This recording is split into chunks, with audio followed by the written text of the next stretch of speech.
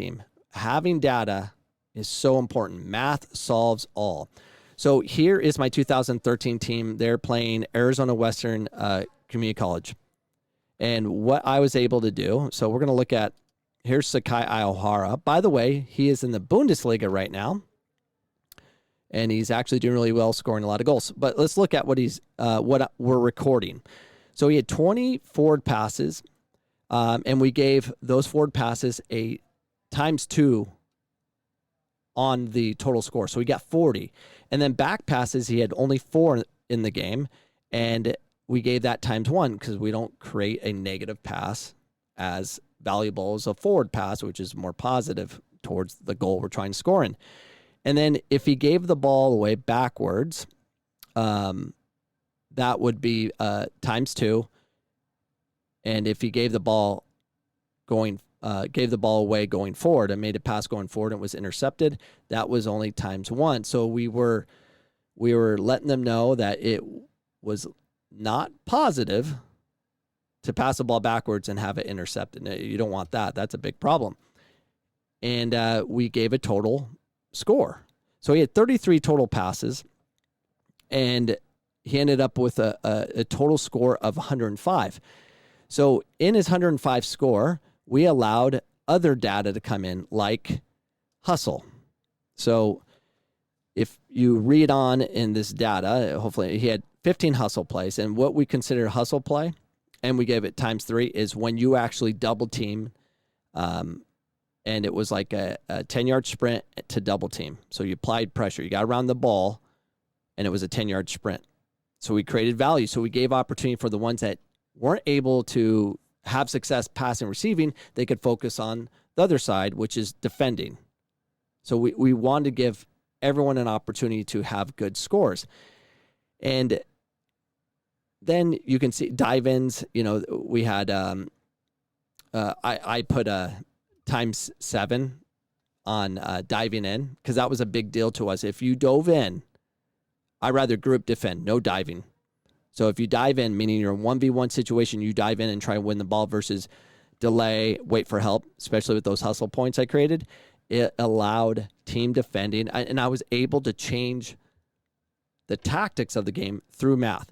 Anyways, so he was in first place for a lot of categories, but he got 105 points in total score. The 115 above isn't Alexis. I wonder who that is because I sorted and it kind of took names all over the place. Doesn't matter. So he got 105, and I was able to rank him. So you can see some players like got -5, but their minutes were diminished. He got -5 because I remember this game. He got red carded to a double yellow. So he was in and out real quick. So he's denied opportunity, but he had -5. And then we had some players at 0 and 8. And this is a fair opportunity to say, hey, this is your score. This is something you can really look over. I even broke it up. So this is just possession. So our top possession went to Sakai Aohara and Ryo Sugahara, 2 Japanese kids. We played with 2 10s basically, and they tied in possession. So I was able to break it down by possession, hustle only stats. So here's our hustle stats. Move me out of the way. So here's our hustle stats where it was broken down, and Sakai was in first with 97. And then Sway Henriquez, who played at Old Dominion, he an amazing player. Jesus Zazueta, Gatorade Player of the Year from Colorado. He was actually a dreamer, so at the time it was very difficult to move dreamers on to the next level, but the kid was a Division I player. And just below that is Tafada Swasuweo, who ended up being at starting for GCU Division I. These are talented kids, but they have numbers to look at. I don't know if that makes sense, but numbers solve all. So if you really want to help educate the parents and the players, you got to show data. So if they keep dribbling and losing it, you have to show them, hey, congrats, you megged a kid and kept the ball. That was amazing. But you dribbled the ball and lost it eight other times. That's not amazing. So let's fix that. Let's see if you can dribble and beat someone and then find a pass. If you do that, that's worth 10 points. You can manipulate that way. There's no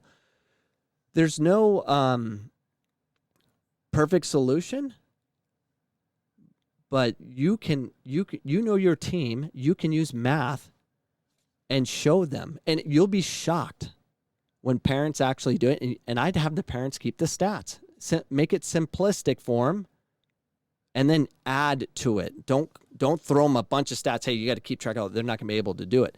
But if you simplify, I've done it in so many different ways where I just gave them a piece of paper printed in the soccer diagram, and I would just have them dot where every time they had the ball, where on the field, and then an arrow where it went, and if it was positive or negative.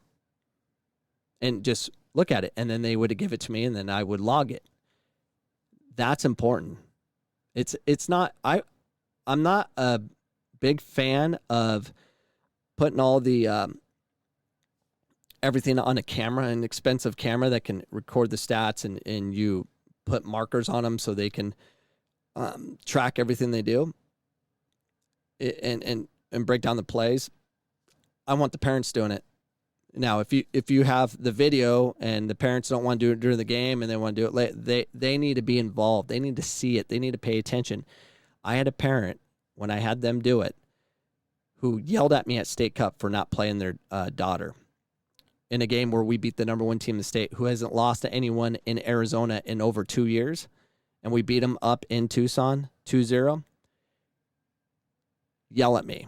Now, I'm not about benching kids, but I made the rules very, very clear. I'm going to play everyone equally until State Cup. Give everyone opportunity. And in State Cup, they limit your subs at the time. And you only had 3. So they're like, oh, we got to be like national team or whatever, or FIFA. So they did that. They thought that was developing kids. It's so stupid. Anyways, they limited your subs, and we won. And I got yelled at.